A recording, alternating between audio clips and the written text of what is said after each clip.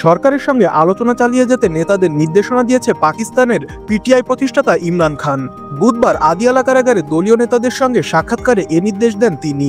এদিন পিটিআই নেতা ব্যারিস্টার গোহর, আলী জাফর এবং শের আফজাল আদিয়ালা কারাগারে ইমরান খানের সঙ্গে দেখা করেন। সাক্ষাৎকারের পর আদিয়ালা কারাগারের বাইরে সাংবাদিকদের সঙ্গে আলাপকালে ব্যারিস্টার গোহর বলেন, পিটিআই এর প্রতিষ্ঠাতা আলোচনা চালিয়ে যাওয়ার নির্দেশ দিয়েছেন। তিনি দুটি দাবি লিখিতভাবে সরকারি কমিটির কাছে দেওয়ার অনুমতি দিয়েছেন। তিনি বলেন, পিটিআই এর প্রতিষ্ঠাতা বলেছেন, আলোচনার জন্য অবশ্যই তৃতীয় বৈঠক হতে হবে। তারপরে যদি আলোচনাকারী দল বৈঠক না করে তবে আলোচনা এগিয়ে যেতে পারে না। এর আগে মঙ্গলবার সরকারের সঙ্গে আলোচনায় পিটিআই এর দাবির বিষয়টি পরিষ্কার করে গোহর বলেন, আমাদের একমাত্র দাবি বন্দীদের মুক্তি এবং বিচার বিভাগীয় কমিশন গঠন।